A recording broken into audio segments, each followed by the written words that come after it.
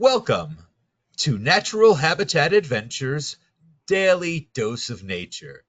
Today's topic, whale tails and Churchill summer highlights, presented by NatHab Expedition Leader Kristina Disney. I'm Rob Mess. Thank you so much for being here with us today. Kristina, take it away. Thank you so much, Rob. Excited to be back. I am quite nearly fresh off the plane. So I flew back from Winnipeg and from Churchill on the 17th. So you guys are getting the news as faster than anyone else. And before I move on, normally kind of slide past the intro slide, but this was one of the sunsets when I was coming back from work last week. And my hope out of today is that by the time we are done, when you hear the word Arctic or subarctic, you associate it with abundance. I think most of us, we hear the word Arctic and we think of whipping winds and frigid blizzards and snowstorms. And I will admit, it is like that for many months of the year. You know, the Inuit actually have 6 seasons. 4 of them are winter, and 2 of them are spring and summer. Um, but there is a lot of life up there, and it is worth going to see because it really is quite spectacular, both in its tenacity and its diversity. And yeah, you might be able to tell I'm quite smitten.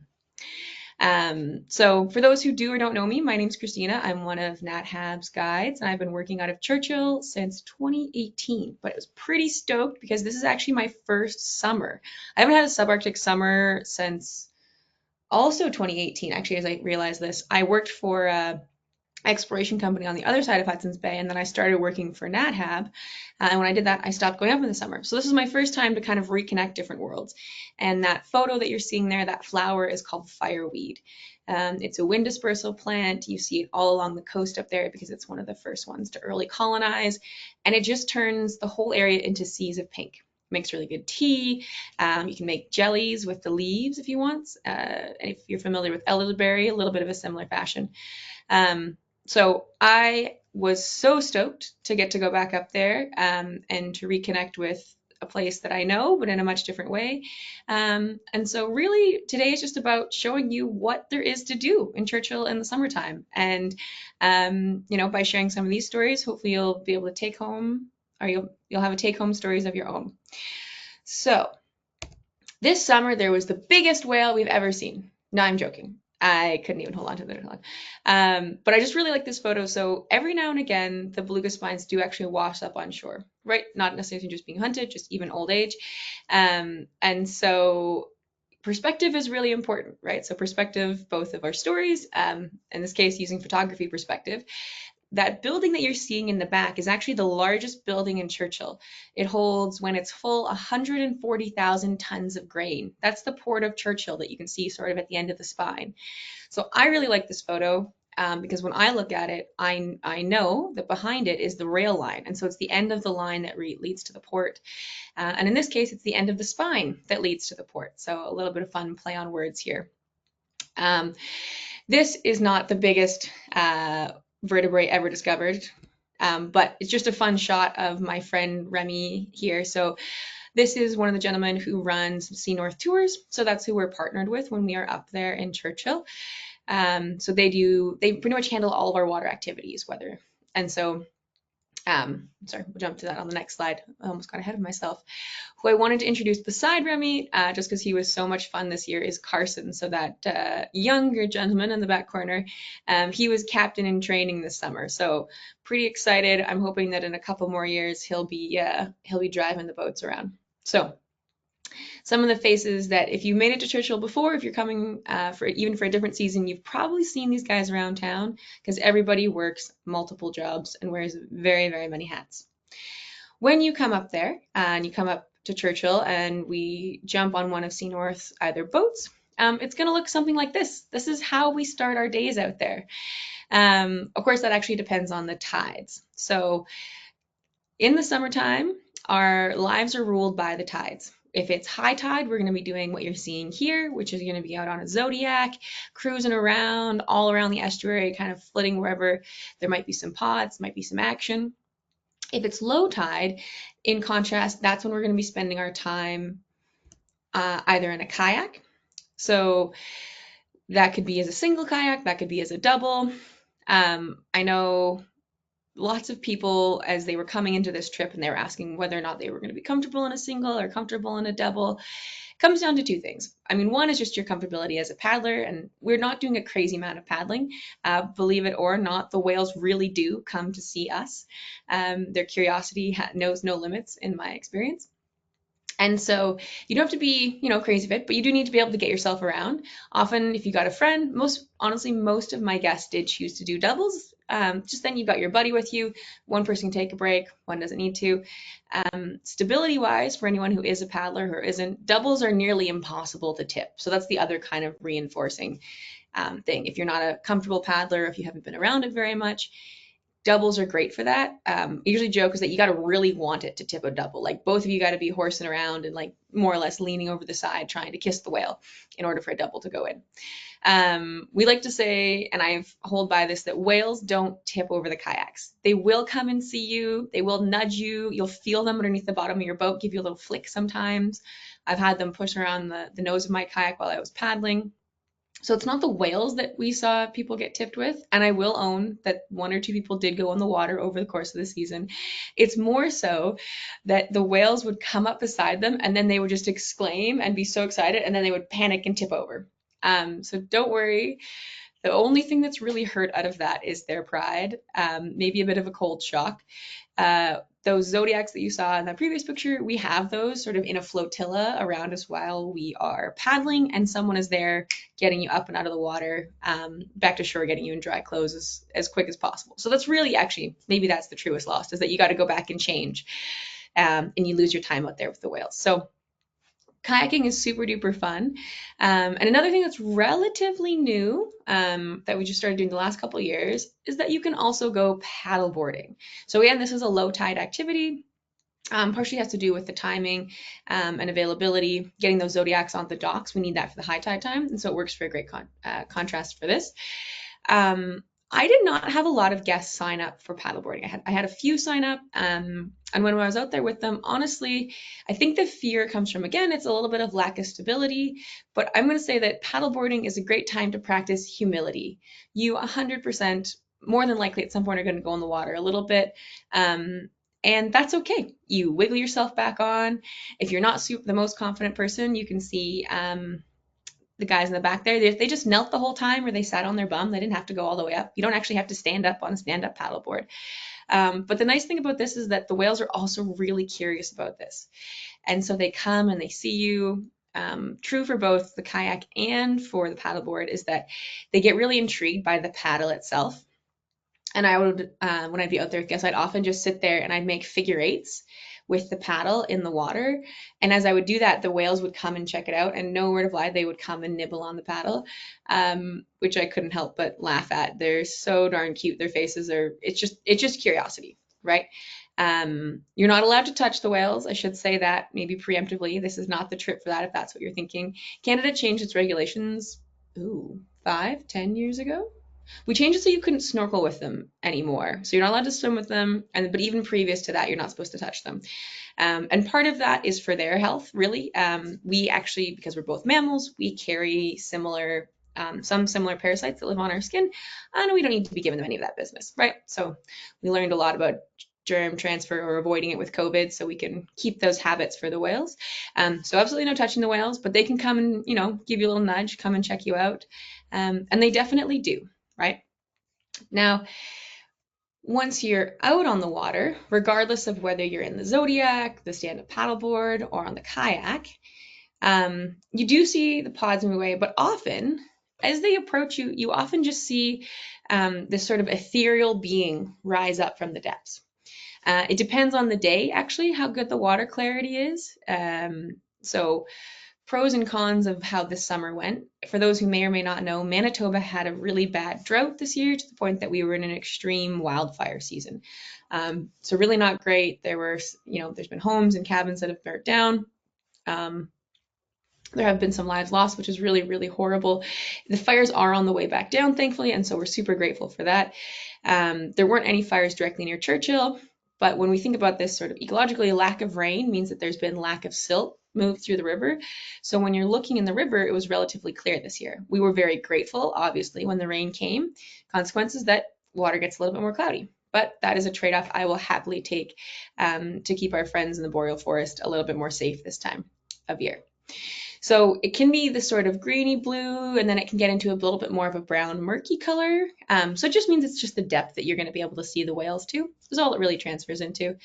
And one thing I thought was so fascinating in all the people that I was with as we were on the Zodiacs or on the kayaking, is they would always say like, oh, look, you can see their shadow, which is not what it is, right? It's actually the inverse of that. They are the reflection of light. So our brains, have trouble flipping that over or thinking of it, but they really are just so ethereal when they sort of rise up and they pop up right beside you. You don't, not even they were there a moment ago. And sometimes they just swim by, and sometimes they're there checking you out. They inevitably get curious and they want to look at you as much as you want to look at them. You may or may not know this, but belugas, they spend about a third of their time playing. So they're a highly, highly social creature. One of my favorite things about them is their social group. So they're loosely matrilineal, they're pods. So they do have kin and non-kin mixed in. So they might have mothers and daughters and cousins, or they might have, other whales that are not even related, but they form really strong, social groups. And those groups will migrate to the rivers and estuaries all along, well, Pan-Arctic really, but we're just going to talk about Hudson's Bay here and our western population here. So there's a series of rivers along the west coast, and lots of whales will come to each of them. Here in Churchill, we've got about 3,000 to 4,000 that come every summer. And honestly, on a good day, you're probably seeing a few hundred of them, right? So they're not all there all the time, but you're continually just seeing, all of these whales surface and dive all around you. So it's pretty spectacular. I can't think of another time where you'd be able to see such a large congregation of whales all living together. And so those social groups, right, they're traveling here for a few different reasons. One of them is for feeding. So there's a fish called capelin that they're going after. They're also coming in to molt. So Arctic whales are much different than a lot of our other whales. They're different from us. We're not shedding our skin, we shed our skin just continually. They do this really big dramatic molt. So they need to be somewhere warm and safe to do that, because they actually need to send more blood to the outside of their body. And even a degree or two makes a huge difference in how much energy they have to put into that. So just trying to be efficient with that. Those social groups, though, those are structured around having their babies. So what will happen is they come into the mouth of the river. They'll often go quite high. They'll quite go far upstream. And when it's time to give birth, a lot of the other pod members will circle around and support that birth, right? Because they're a mammal too. They need to take that first big breath. And so after baby is born, mom or one of the other whales will help it to the surface to get those first few integral breaths. And once those breaths have been achieved, then they're going to actually instigate what's called a contact call. So this is also what's super cool. Very similar to dolphins, we know that they have names, individual names. And one of the first things that they're taught in that family group or in that pod is their mom teaches them their name, or sorry, her name, in order to pass it along. So that's pretty darn cute. Hard not to love them, honestly, with their cute eyes and their little faces. I also confess that I'm not a big fan of baby talk, and somehow this happened to everybody on trip. As soon as you saw a beluga, you were using your like puppy voice or baby voice. And we like to justify it in the sense that the frequency range that they hear is on the higher end. So you're just trying to do better to communicate with them.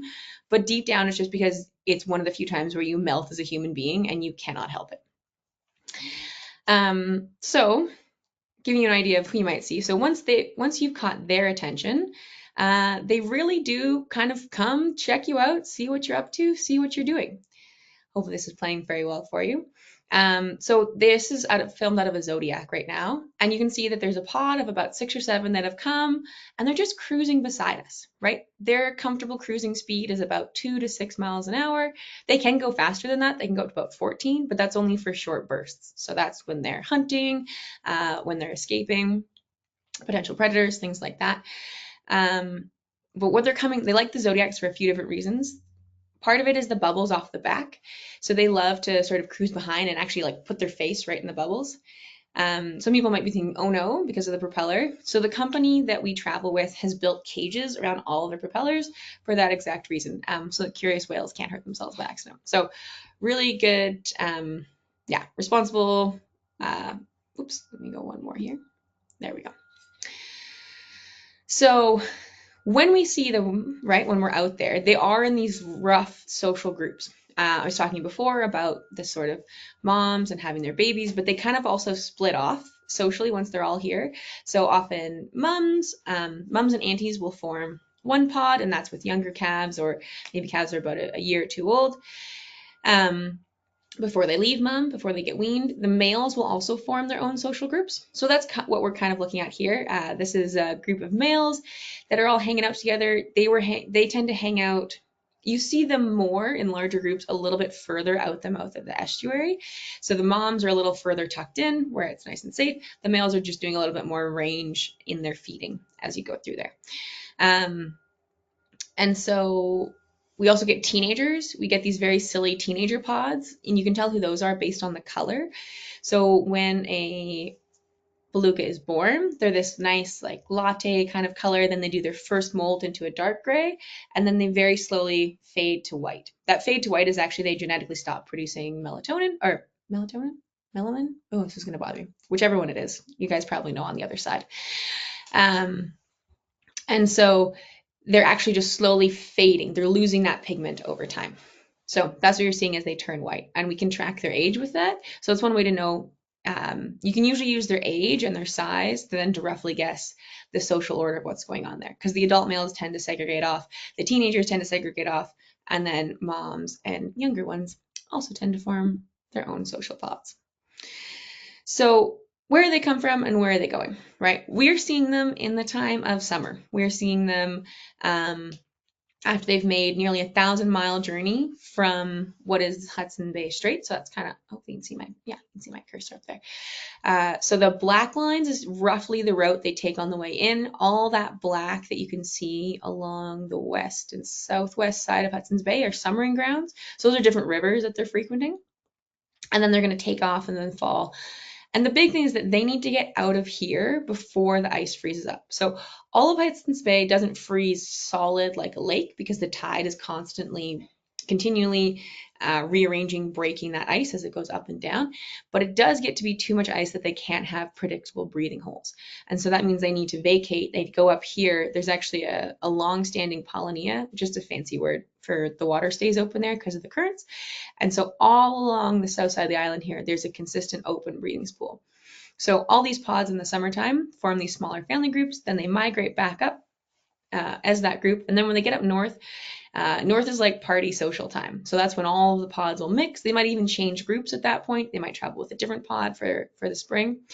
So to give you an idea, we have 3,000 to 4,000 of these whales visiting us in Churchill specifically, but there are over 50,000, depending on who you talk to, 50 to 65,000 that are the Western Hudson's Bay population and are making this migration in and out every year, which is pretty amazing when you think about it, especially, go back to thinking about they got 1,000 miles to go and they're probably doing, 5 miles an hour. So just kind of plugging away at it, making their distance making the distance count, excuse me. So if we go back to sort of our side of things, right? When we go out there, so usually in the summertime, we're around a group of 14, and then we split. We split into different groups for the zodiac, so we're kind of pretty comfortable, usually around 7 on each side. And we cruise up and down sort of the shore on either side of the Churchill River. And, when we find a friendly whale, we stay and hang out. Maybe we move on to meet a different group. They're just kind of like us, right? Some of them are more excited to see us than others. Sometimes when a pod is approaching, they'll all be surfacing and then they get close to you and then they all dive, swim underneath of you and keep going. And other ones turn right around and are so excited to check you out and see what you look like. That's kind of what's going on in the water. If you look behind this zodiac, so you can see Kyle there in the blue PFD at the back. He's like me. He likes to talk with his hands quite a bit. And I don't know if you've noticed the building that's in behind him. So might be a bit of a surprise to some folks, but we've got quite the chunk of history here in Churchill. And so that what you're looking at is the Prince of Wales Fort, and it was built in 1731. It being constructed in the subarctic and building essentially a fort, aka 300 by 300 foot castle in the subarctic, has its pros and cons. It took them 40 years to complete it, so they didn't actually complete the fort until 1771, which is wild. Both just thinking about the stonemasonry that went into it. It was the quality of the work. They actually had to undo and redo some of it because the walls were failing. But some things that we don't think about. So I was telling you at the beginning that there is a lot of abundance in the Arctic. It's truly alive, but it's alive for a really short window of time. It's also the same time that's the best time for building. And so the men who were working on this had to split their time between hunting and gathering enough wood for the winter as they did for doing the stonework. And so it took a very long time to eventually get done. This is me. This is me very, very excited because I finally got to go to the fort. So I told you at the beginning that I have worked in Churchill since 2018, and I have never ever been on the west side of the river. So town is on the east side, but this fort is on the opposite side. And there's no crossing sort of once fall comes because the water gets too dangerous and the ice is coming in. And so when we're there for polar bear season, there's no way to get across. And I've only ever worked in Churchill up until this year, till this. So I think I was probably the most excited person of this trip. And I mean, it's kind of like getting to go somewhere that's only exists in a story, or you always see from far away, but is always out of reach. So this was a big moment for me. Also, once again, all those beautiful fields of fireweed. So if you're a bit of a history buff, I just think it's interesting when you get to just see how lives transect. Um, and not always like the big famous ones, not the kings and queens and the dukes, but just the lives of everyday people from the past. So one of my favorite things is as you walk up to the fort is that you can see a series of names that are written on the walls by different people who had worked there over the years, whether they were the carpenters, the coopers, things like that. Sailors that would come and stay. And so you can see here that it's dated for Irvin for 1752, right? So pretty impressive.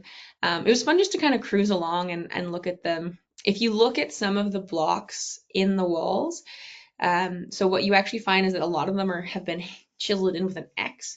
And so those were, I'm going to call them like reward rations or bonuses, I guess, because obviously every single stone takes so long. So at the completion of putting one in, you were given an extra ration of brandy back in the day as a encouragement for you to finish blocks and get them up on the wall.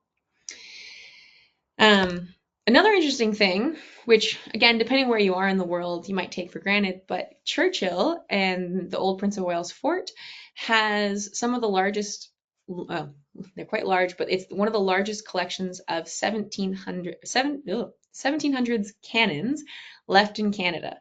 And part of that is because in World War I and World War II, all of the cannons that were more accessible, so again, thinking more like Ottawa, Quebec, places like that those would have been built up with, they were melted down and reused in those other world wars.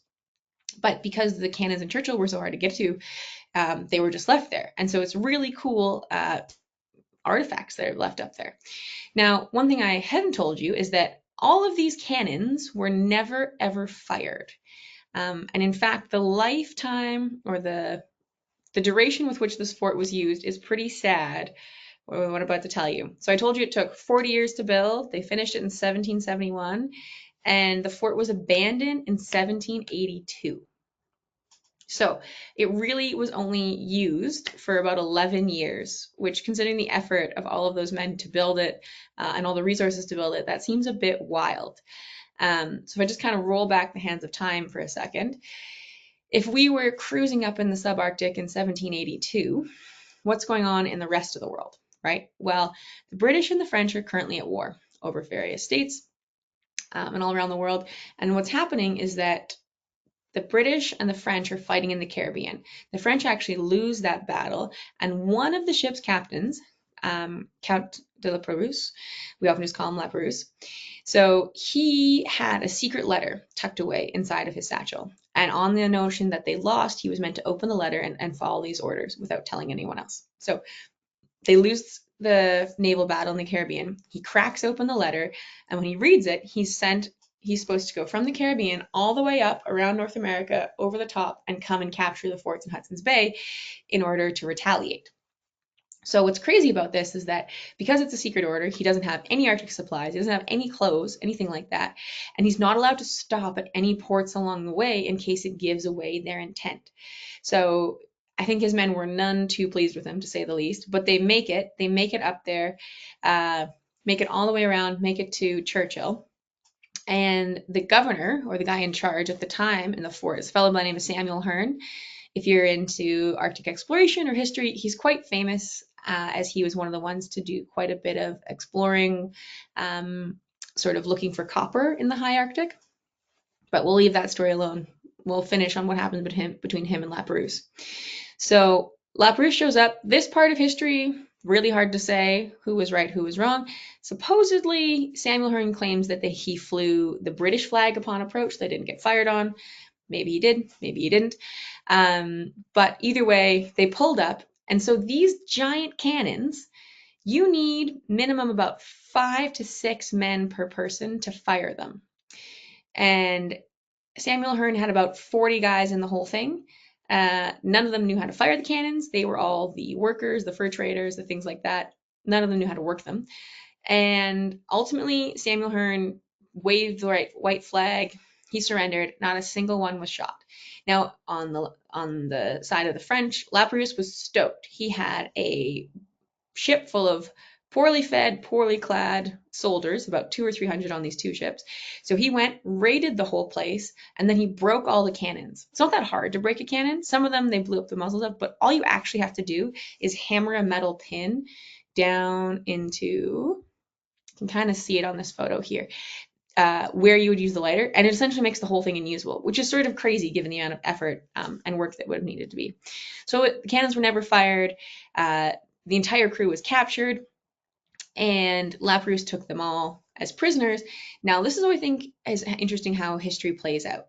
Now, ultimately, the French and the British later make a deal. The French get a different area, and they leave Hudson's Bay back to the British. And so Samuel Hearne actually gets sent back there. But Samuel Hearne's journal, that what he's most famous for, was confiscated by Lapérouse as part of essentially like war bounty, but he agreed to give it back to him on the condition that he published it. So Samuel Hearne had no intentions of publishing his journal until he got captured, and Lapérouse made him. So it's this whole era of history that we would have never known had this all played out that way. So kind of wild and crazy. I loved it. We got to climb up on the battlements, look out over where the cannons were still, protecting the fort. And it's really cool to just stand in the echoes of so much history and think about how it played out for really what would become much of Canada later. And while we were standing there, everyone got really excited, not just about, imitating moments of history past, but we fought from standing on the battlement on that trip. We spotted our first bear. And I'll give you a second to look. Take my word for it. There is a bear in that photo. It's just really, really, really far away. I didn't bother taking a really good photo of it. There's a little white dot there. Scout's honor. I swear it's a photo. And what was cool about this, we had to look at it through binoculars because we couldn't see it otherwise. And even with my good camera, didn't really get a great shot. But what was sort of hilarious was this bear was tucked away on the other side, sort of in along the rocks, and we're watching it through the binos, and all of a sudden it stands up on both paws and like gives a big shake, and we realize that it's getting harassed by the terns. So it actually like runs and gets chased off. So think about that. You were a large apex predator, and you just gave up your sleeping spot because you were too close. You were in the territory of these guys. If you're a birder, you might know what these are. These are Arctic terns.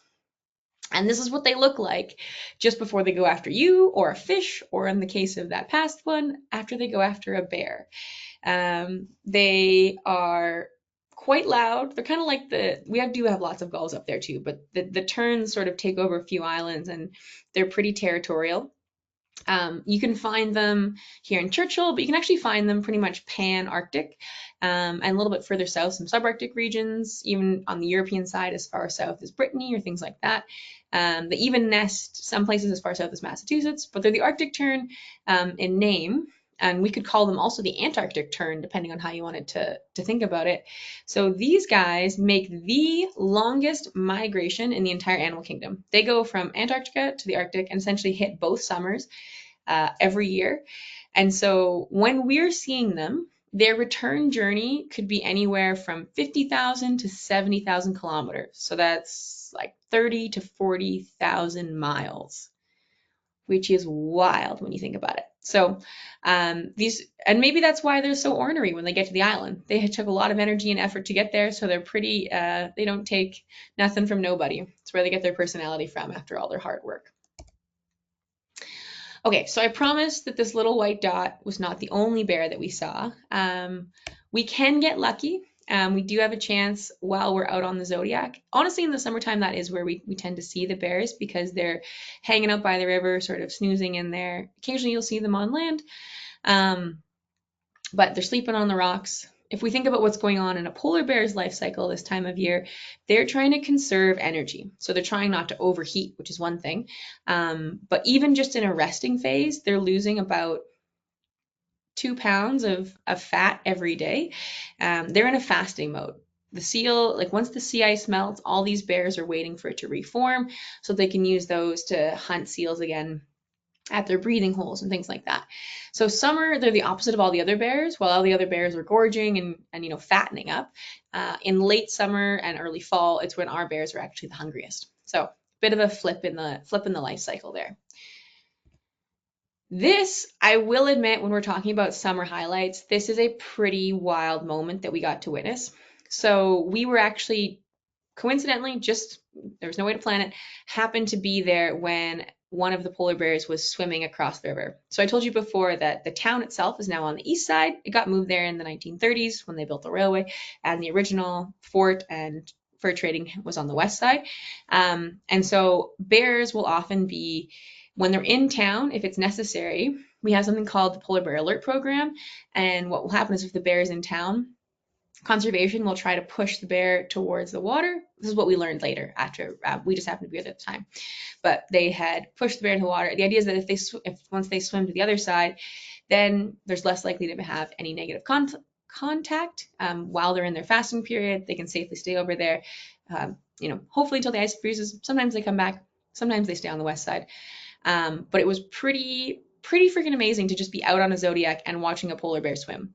Don't worry, they're not interested in the Zodiacs. They didn't see us and take a beeline turn, so we sort of just watched it swim by us, which was pretty wild. And I'll admit, it's the first time I've seen one this close in real life swimming, and I just couldn't help but be so impressed with how graceful they are. I don't like I mean I kind of knew it. I've seen it in film and things like that, but just to watch it with my own eyes, to really watch them swim. And that they dive so much, right? So like it wasn't like when you watch your dog swim, right? I guess that's maybe what my brain had initially thought about until it really connected it in real life. Because when you watch your dog swim, it's a little bit like anxiety driven. There's lots of splashing in there, right? As they sort of get to where they're going or catch the ball maybe that you've thrown for them. But for these guys, it's just like watching someone gracefully troll along. Their head just kind of floats along. You can see them kind of look around from time to time, and then it's paddling, and then it would, you could see take a deep breath, and then he would dive down, and then you wouldn't see him for maybe 10, 20 seconds, and then he would pop back up a little bit further along, and just like so graceful every single time, right? So when you're watching them swim, they're actually only paddling with their front two paws, and the back two almost act more like a rudder. So they won't be actively engaging those feet once they're sort of in full swim mode. So kind of pulling themselves along that way. Yeah, it was a really beautiful moment to capture. That is 100% not something that happens all the time up there. We just so happen to be right place, right time to capture that. So very beautiful moment. The bear did not think it was a beautiful moment. So when he got to shore, he he swam to the other side, definitely like turned back and looked at us and gave us a full on like chuff and huff, and was just like, it was the most annoyed sound He was just like, he was not a fan. And then also what was sort of funny was he like turned around, gave us a huff. We were still quite a ways away. Like we were probably still, I don't know, I'm sure 80, 90 meters away, something like that. So a couple hundred feet away. Um, and then he slipped on the rocks. This is the thing. Animals are very majestic and beautiful. They're also just like us and make mistakes and flounder sometimes. Then he wiped out his butt on the rocks and scrambled back up and made his way to shore. So it was not quite the graceful exit that he had hoped for. But the good thing was that he was then on the other side. There is actually people that then monitor on the other side. There's Parks Canada, so our national park is over there, and we have to be very careful because those photos that I showed you before, that fort is actually quite near there. So the goal is we've got them out of town, that's good, but then they still have to be monitored in case we don't have any interactions while people are visiting the fort. So if we got back on land, kind of got to show you some of my favorite moments from being on the water. But back on land, we get to roll through and do some short walks or hikes, depending on the day and how much time we have, through the tundra, which is honestly one of my favorite ecosystems ever. Little me, sort of jokingly, my first research job was I got flown into northern Quebec and I studied carbon dioxide and methane emissions in wetlands. And so, oddly enough, even though I'm from the prairies and from other places, this place feels so much like home to me whenever I get to go up there. And Churchill is really unique, even though we're sort of out on the tundra, and it is quite flat, I'll tell you that right now, but we still have this really dramatic landscape. Part of that is due to this formation. So this is called Churchill quartzite. There are these massive bedrock, we'll call them boulders, but they're connected underneath, that rise up out of the ground, sort of right around the edge of the bay, and they can be really quite stunning. They're also very cool, some of the oldest rocks in the entire world. So they're roughly 1.8 billion years old. So the oldest rocks are actually on the other side of the bay. And so what's crazy is that because we had the glaciers roll through and scrape everything away and then reset it, we have this really denuded open landscape that has uncovered, old formations like this, which is pretty cool and pretty powerful. I know your eyes immediately sort of get drawn to the way that the sunset is casting shadows on the rocks, but that little world of green, when we talk about Arctic abundance, it's not the same as being in a rainforest or being in tropical jungle where you're looking up at all the beauty and all the birds. If you want to see the diversity of the tundra, you got to look down. There's a whole tiny world down there. This was my favorite thing as a kid. I always felt like it must be where like Dr. Seuss got his ideas from. But if you can lay on your tummy and just look out flat across it, there's all these crazy things that are growing down there. There's hundreds of kinds of lichen, different types of moss, and they almost look prehistoric, right? If you imagine like an old movie from the 60s or something, or 50s, where it's got the monsters and stuff, it's just something that's blown up on a different scale. You feel like you could be back in like the Jurassic period if you just imagine all these little tiny plants in giant form. It's one of my favorite things to do. I spent a lot of time studying them once upon a time. And so this is the mainstay of most of our terrestrial ecosystems. For some of our migrating birds, it's the sedges and things like that. Those sort of lighter white colored ones, the light greenish ones, probably better on your screen. Those are the lichens. So that's the mainstay for our migrating caribou. So it might not seem like much. It might grow very slowly compared to what you're used to, but this is the stuff, of legends. This is what keeps animals coming to the Arctic year after year, traveling thousands and thousands, of miles to be there. On our side, it's quite nice to also look down on the ground because you can be like Leah here and do some berry picking.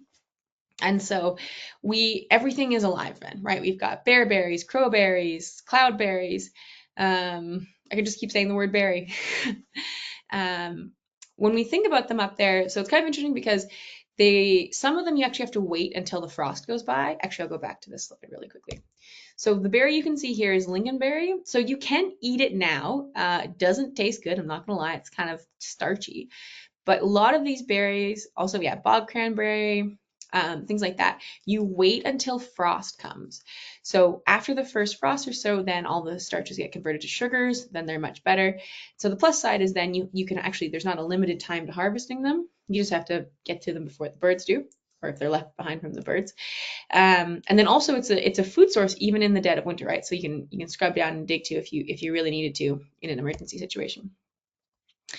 When you're out on the tundra, there is not a chance that you cannot go on a walk and see one of these. Um, can anyone guess what it is? You know, it's a little bit nondescript maybe. I'm going to tell you that almost all of you, without knowing you, have probably seen this bird. I would also, on the same hand gesture, that all of you have probably seen this bird and have probably been very annoyed at this bird. So this is the Featherston Canada geese. They're the most common thing you're going to see up there. You see the whole, it's very cute to see them, honestly, at this time of year. They've got the whole fledglings. All the goslings are falling behind, and they were almost big enough. They hadn't quite. They're about 80% of adult size by the time I left, so they're getting there. Right? So congratulations, everyone. This is where they all come, get all nice and fat, and they bring all of those nutrients back and poop them on your lawns and on your golf courses. So congratulations. This is our gift to you, is the abundance of the north, all of those nutrients.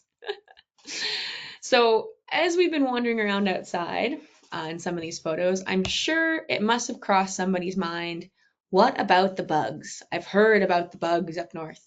And I'll be perfectly honest. Yes, there can be bugs. And when they're there, all we need to do is dress for them. Right? So depends on the day, depends on where we're going to go for a walk.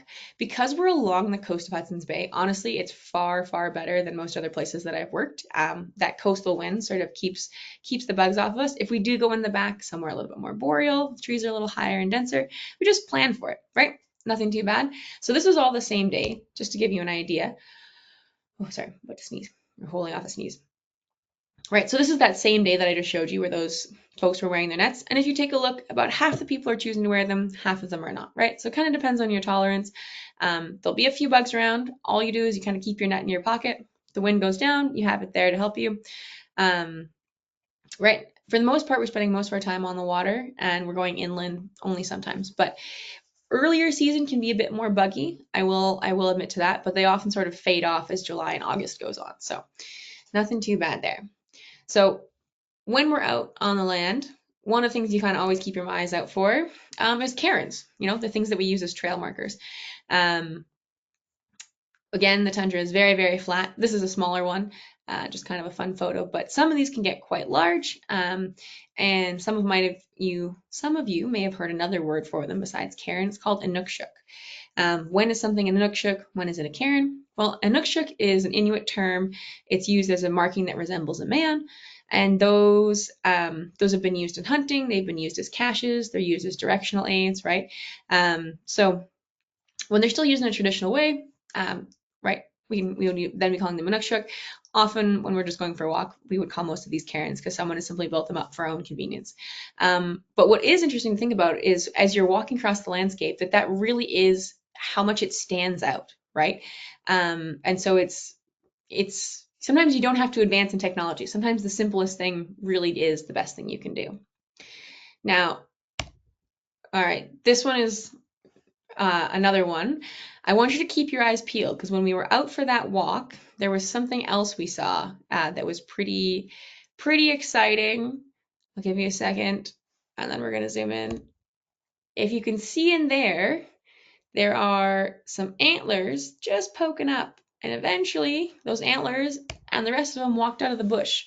So we were pretty freaking lucky, I would say. We had a few good trips. So we were one of the few groups that actually got to see caribou on our way through. This is a younger male, just kind of wandered off from the main herd, sort of doing his own solo thing. And they are, right now you can see they've got full velvet on, so growing out these horns to compete for breeding. The males will lose their antlers, whereas the females will keep them, and those will be used into the springtime when they have their calves, both as a defense for protecting the calf, but also even just for defending off like grazing areas, right? If the males don't have the horns, if the males don't have any antlers, then they'll leave sort of the females alone and give them the space for that. So we actually have sort of an overlap of two different caribou populations coming in. So we have the barren ground coming from the south or the woodland coming from the north. It could have been a rogue male from either population. Also, while we're out on land, So we've got a few days up in Churchill, about 4. And so if you're willing, if you want to wake up with me at 5 a.m., I know it's bright and early, but remember we're getting close to midnight sun up there, so it won't feel like 5 a.m., or at least it won't look like it. But we get to go birding. We get to see lots of different things. There's some yellow legs. There's some killdeer here in this one. There's lots of bald eagles up there. We can see sandhill cranes, warblers, yellow warblers, right? If I'm not selling you on the birding, that's okay. You don't have to wake up at 5 a.m. for it. No one is going to pressure you to. But I will say it was one of the, both mornings that we did, it was one of the most fun I had. We often ran into Arctic hares, kind of time to see them. And interestingly enough, so this year we were there in time for the Churchill has like a local softball tournament because it's a remote community. Any teams that come from away actually get a free ride up on the plane with the oh god, the company that sponsors it, Comair. And so the teams got flown in. They had the softball tournament over August long weekend. And the morning we were going birding, we were driving by the ball diamond, and no word of a lie, we watched the hare. There was a forgotten ball left on the field, and we watched this hare push it around and play with it for like 5 minutes. So that was our bonus for going birding. It was a pretty hilarious sight. I was driving, so didn't get any pictures of that one, unfortunately. But if I can't persuade you to spend more time out in the tundra with the birds, maybe I can persuade you with some doggos. So when we're up there, it is going to be summertime, but we still go for a really awesome kennel tour visit to Wapusk Adventures, which is a local musher who's been in local Churchillian, as they call themselves. Whether it's a kennel tour and a run will be decided by the temperature of when we're there. So these dogs are, built for wintertime. They're built for using high amounts of energy, and so they heat up a lot. So they can't run if it's warmer than about 15 degrees Celsius. And then depends on wind and things like that too. But essentially, if they can't keep themselves cool, we don't want to put them through heat exhaustion or anything like that. So the mushers, whenever we go there, they decide literally day of, moment of when you show up, whether it'll be just roaming around the kennel or whether you'll be going for a run. We were pretty lucky. Most of our days were a little cooler. And so we were able to head out, kind of like a chariot or a cart. And these dogs can really fly, which is a pretty fun time. Once the dogs are done their working part of the day, they're taken off the line. You're welcome to go say hi. You meet the dogs who gave you a ride.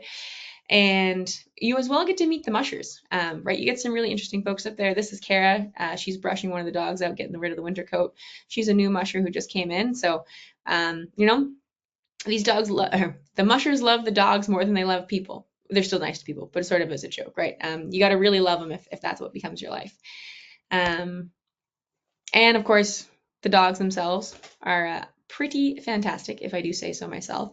So one thing that's quite common, so I used to do dog mushing also up in the Yukon, and whenever you have litters, those litters are named in themes. So this is Chaga, who was named after one of the medicinal plants, who is one of the most friendly dogs up there. So if you ever make it up there, you got to make sure that you go give Chaga a very nice ear scratch. Once we head back to town, then I would suggest to keep your eyes opened or keep them peeled. There is art everywhere. We've got it on murals, we've got it all across town. But if you keep your eyes open, you can even find it in some unexpected places. So these installations were done by a woman named Sandy, and she did them to commemorate and acknowledge the children that attend residential schools. And so there's a couple of children's moccasins there that you can see. And with those, then she also put up some of the animal teachings that come from the Anishinaabe Nation. So I'll leave some of that story both because it's not mine to tell, but it is a really beautiful encounter to go and learn those teachings in place and in with her. Also, you can see Luann here in the bright pink is modeling how quickly subarctic weather can change. So yes, it is still summer, but yes, you need to be packing a wide range of things. I honestly think this trip is one of the hardest ones to pack for because you can have days that are, honestly below 50 degrees Fahrenheit, and you can have them go all the way up to 80, 85, 90. And those can switch within a day or two. So definitely the variability of summer. One thing that I thought was really, really freaking cool and really lucky from this summer is that we got to meet one of the muralists. So Cal Barteski is a really amazing woman, amazing artist, and she organized something that was called the Seawalls Project. So back in 2017, I don't know if this would have made the news anywhere outside of Canada, but the railway up to Churchill washed out. There are no roads that go there, so you either have to fly in then or take a ship. So things became super expensive, and the timing of this was really bad because it was 2 weeks before CAT had intended to host an international mural festival in Churchill. So artists from all around the world had applied. They were going to fly in, paint all these different buildings as a way to raise Arctic awareness for Arctic communities. Excuse me. Um, and then they couldn't get supplies up, they couldn't get the artists up. So in the end, the town rallied together. They found all the paint that was in the hardware store. They borrowed lifts and trailers to get people up. And so now there are tens of murals all around town. They get added to periodically. And so we were there for the week, I guess about 10 days, that Cal was painting the northern store. So this is the grocery store. By the way, there's only one grocery store in town. And you can buy just about anything in there. So we were there and we got to watch her she painted this one kind of from right to left. So we watched the belugas come in, then we watched her paint the background, and then eventually fill it with bears and willows and things like that. So it was just really cool to get to see it in action. And it's now something that I'll get to see every time we head up there. Okay, we'll spend some time, when we're out on trip, we spend some time out on water, out on land, but we're gonna head back out on the water now.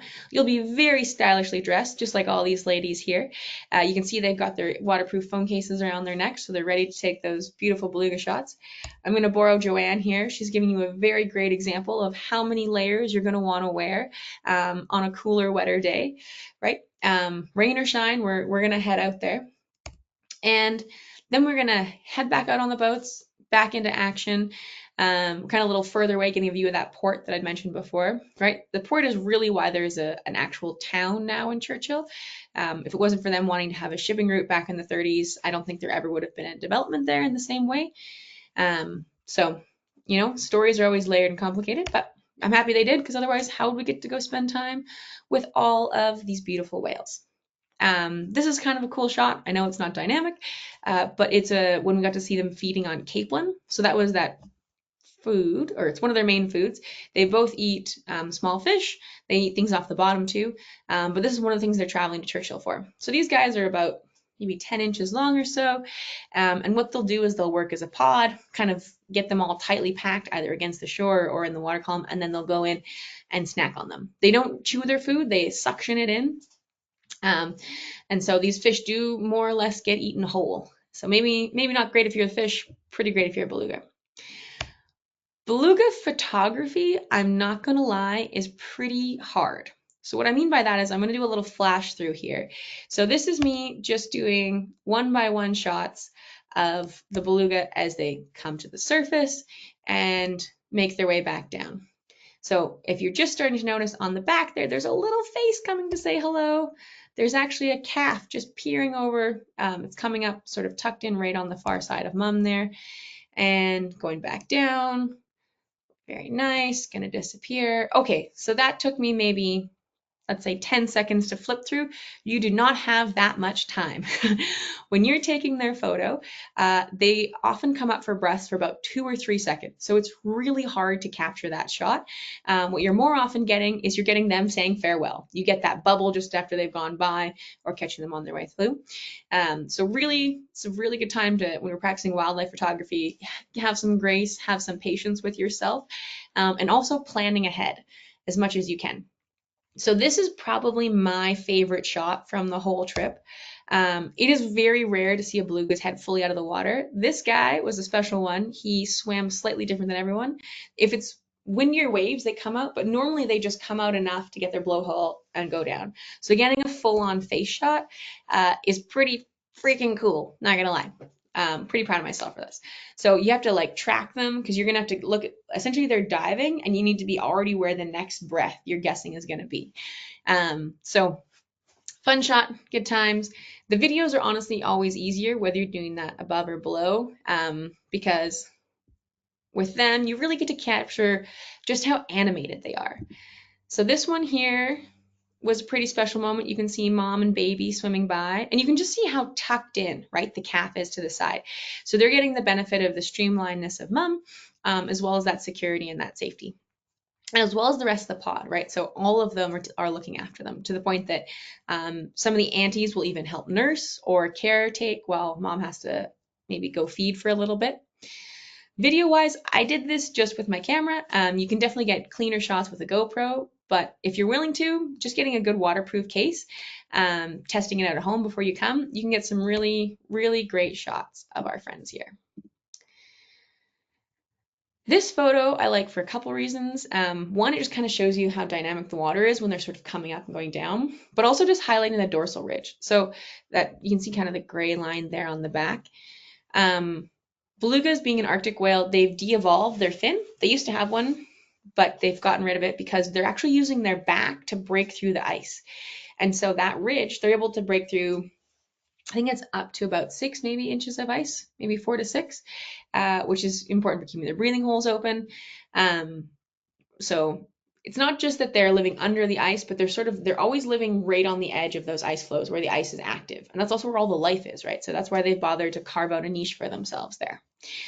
Don't worry, you don't have to live in the frigid water like that. On a nice day, you can be like Bernard here, tuck in against the Zodiac. But sort of said it before, our activities are timed with the tides, but they're defined by the wind. So regardless of whether it's raining, it's all about whether there's enough wind to go, if there's too much wind to go. And if there's no wind, we're gonna go. So this was a little bit more of a dreary day. Some of that is actually smoke. Some of that is the wildfire smoke coming in. But we're on an adventure, and this was such a good time because I said before that we split into two. So this was our other half. They were coming back to visit us, and they had this whole pod that was in front of them. So very good times. So we're going to borrow a Scandinavian saying, there's no such thing as bad weather, only bad clothing. And it is always worth bundling up if you have the chance to have a whole pod of whales follow you around for a little bit. How am I doing? Almost done, I promise. Okay. So the other thing, so far I've been talking about looking, but you can also, when we're out there, listen to them sometimes. So this, I won't play the beluga sound just right now, but that little, I'll play it again. The whale is going after the hydrophone. So what we do is we'll drop the hydrophone in. You can hear them talking. You can hear how loud it is under the water. And I don't mean like ship engine loud. I mean, there are so many whales. It sounds like you're at Thanksgiving dinner and everyone is talking over each other because there's just so many whales in the bay. It's pretty wild. So I was kind of just giving an example of we can have some pretty wild weather, have lots of shifts. But we can also have these really beautiful calm days. And so this is a nice nod to Jenny and Ryan here. It was pretty raining, and a lot of our folks, not gonna lie, they backed out. They didn't want to go anymore. And these folks are like, no, we're gonna do it. We're gonna go on the adventure. We're here. Why not? It was raining when we started, and then it stopped. And by the end of that kayaking trip, it was one of the clearest, calmest afternoons we had out there, and it was such a beautiful day. So there's always a reward for pushing on a little further. But eventually, regardless of whether on the kayaks or on the kayaks, it's time to say goodbye. It's time to turn back for shore. Say goodbye to that last beluga that you'll ever see, or you'll ever see until you come back to Churchill. It's a pretty special time up there. I'm fully gonna admit it's one of the few times I've cried because of something was so there was just such a connection. So there, I admit it. There were definitely some tears in my eyes when I was watching some of these whales. But it's not just the whales. If you're really lucky, you can hit the Churchill trifecta. I know a few people guessed that have been chasing this.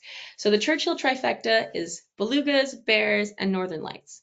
So at NatHab, we run 3 separate seasons for these because Churchill believes that, and I mean this is like to personify Churchill as an entity, that you can't have all your good things at once. So what I mean by that is that in the summertime, we were lucky. We actually were able to get northern lights. We got some folks out to see them.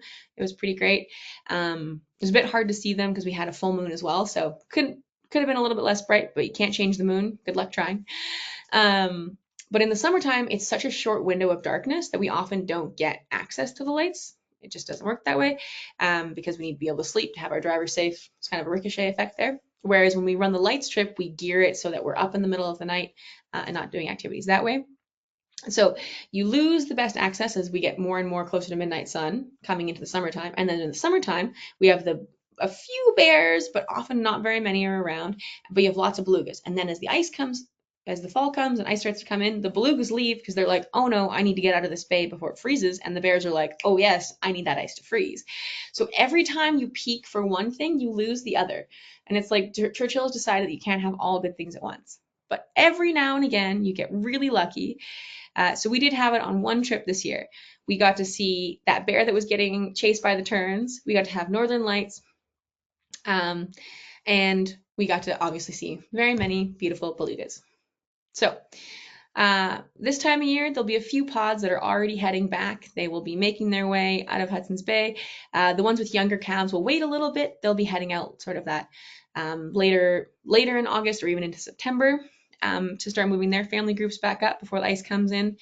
And for me, it'll be my time to head back up there. So I will be back up for bear season October 5th. So I'll probably miss the last of the belugas, but I can't wait to go back next summer for that. And I will end it there, say thank you everybody for patience, and I'll just play this while Rob kicks in here before I go to the next slide. Thanks everyone for tuning in. All right, thank you, Kristina. Now, before we dive into the questions, I'd like to remind everyone that if you do have questions, you can submit them via the question field in your control panel. That's in the upper right-hand corner. Click on those three lines. It'll open up the menu and go down to questions. So let's go ahead and ask some questions. So, are there any sharks in the water up there? We had a woman from Hawaii, and she's like, "But are there sharks?" I'm like, "No, we don't have any sharks." There there there is the Greenland shark, but it doesn't come this far down. So there have not been any sightings of sharks to my knowledge, ever in Hudson's Bay. So you're all good there. When we're talking about predators for them, it would be that every occasionally there's a pod of orcas that comes in.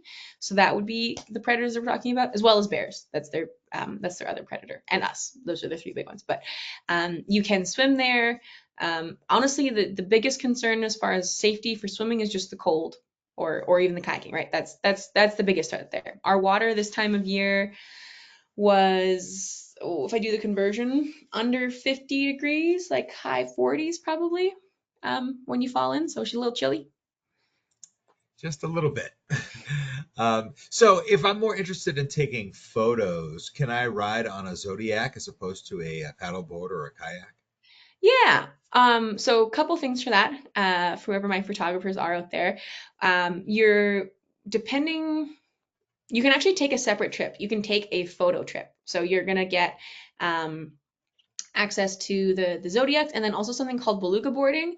So you actually will get wet out of this one, but the plus side is that you get to have if you bring one, but you get to be on a flotation mask and then have a snorkeling mask, and then you actually have to run your underwater camera so you can like film them as they're coming to check you out. So lots of folks really like that. It's sort of a compromise that the government has allowed, since we're no longer allowed to snorkel with them. You're out of the water, so you're not interacting with them in an unsafe way, but you still have a chance to get those really great shots. So that's pretty cool. I will admit we're switching up our itinerary a little bit next year, so I don't want to overpromise this, but what will likely happen is that we always run 2 zodiac sessions and we ran 2 kayaking sessions, but we might switch that to just 1, TBD. There's an insider, not quite sure yet, but just to have the chance to all offer that other one. So you'll for sure have 2 to 3 chances for some really good photos for your zodiacs. Great, thank you. So how common is it, and have you ever seen a polar bear hunting a beluga? Mm. I have not. Locals who are there all year round definitely have. So not this river, but the next river north, the next big one is called the Seal River, and it's a bit different. So ours is quite gentle and sloping, but the Seal River has some cliffs on it. And the folks who work up there, they've seen the bears sit on top of the cliff. They're not crazy high, maybe a story or so, but sit on top of the cliff and wait for the belugas to swim by and then jump down on them. Their success rate is variable, but also remember that belugas weigh around 3,000 pounds. So they really only need to succeed once, and they've more or less got food for the whole summer. So there is another one of bears swimming after them, and they've never caught an adult, but people have seen a bear catch a calf. So they have seen them catch a baby beluga. But again, these are like individual stories. So there's most bears don't go after them because of the size difference. It's often just the larger males because they need to have the advantage to or have some ability to sort of deal with that amount of weight. Excuse me. Thank you so much for that. So, do boats and ships, do they have cages around their propellers? If not, are they encouraged to? Yeah, so the company that we work with, Sea North Tours, cages all their propellers, or they have jet boats so that there are no propellers. There are companies up there, especially the larger ships that are doing transport. Those ones are not covered, right? So again, just trying to push better practices. But there are some folks that are setting it up pretty well for them. Great, thank you. So, what route was taken from the Caribbean up to Hudson Bay? I don't know the exact route, but essentially he would have followed like um, up past the States and then, up past the Maritimes here in Canada and then in through the top of Hudson Strait. The tricky thing is that most of that would have been charted water that they would know about, but the British were very secretive about the charts of Hudson's Bay. So he didn't actually know how deep most of the water was. So this is one of the contested things about history is that if Samuel Hearne would have just held out a little bit longer, because of the shallowness of the water, they wouldn't have been able to find a spot to come in. But either way, that's everything else is always easier and after the fact to critique. But yeah, so he's known for doing that route. And then for anyone who's been to the west side of Canada, there's also some lighthouses and some islands named after him. Those were different trips, but he was a pretty famous Navy captain back in the day. Is it possible to take a train up to Churchill? It is, yeah. You can take the train. If you leave from Winnipeg, it's about a 2-day trip. Not so much because it's about 1,000, not quite 1,000 miles. The the reason why it takes so long is because the last couple hundred miles, I was showing before where that track had washed out in the past, it has been repaired. A new company has taken over, things like that. So things are doing better, but because every year the permafrost can shift the ground, the trains have to go extremely slow so they don't derail. So you can do the first 3/4 of the trip in the first half of the time, and then the last quarter of the trip takes the other half of the time. Good to know. Thank you so much, Christina. Well, unfortunately, that is going to be the last question that we do have time for today, unfortunately. So I'd like to throw it back to you for your closing comments. Thank you, Rob, and thank you everyone for who tuned in. And yeah, just thanks for letting me share a little piece of the Arctic. I really think it's important, the stories that we share, the perceptions that we have. There is a bunch of really dynamic life up there, and we often forget about it. We often forget how connected we are to it, right? I'm talking about those migratory species. We're talking about, these bigger global climate effects. What happens there has a big effect on our life, and vice versa. So maybe say hi to the next Canada goose you walk by, and maybe odds are I'll see them next summer. It'll be a nice little way to pass postcards, hey? Okay, thank you, and I'll pass it back to you, Rob. Christina, thank you so much for taking the time to present for us today. And I'd also like to thank everyone who joined us. So if you are interested in information on how you can travel to Churchill with NatHab, please give us a call at the number on your screen, or you can send us an email at info@nathab.com. Our adventure specialists are happy to help you out. Join us tomorrow for our next daily dose of nature. You can check out this week's lineup, including registration links, on our website at nathab.com/webinars. We did record today's presentation, and we will have the replay available on our website soon. With that, I will conclude the webinar. Goodbye, everybody. We will see you next time.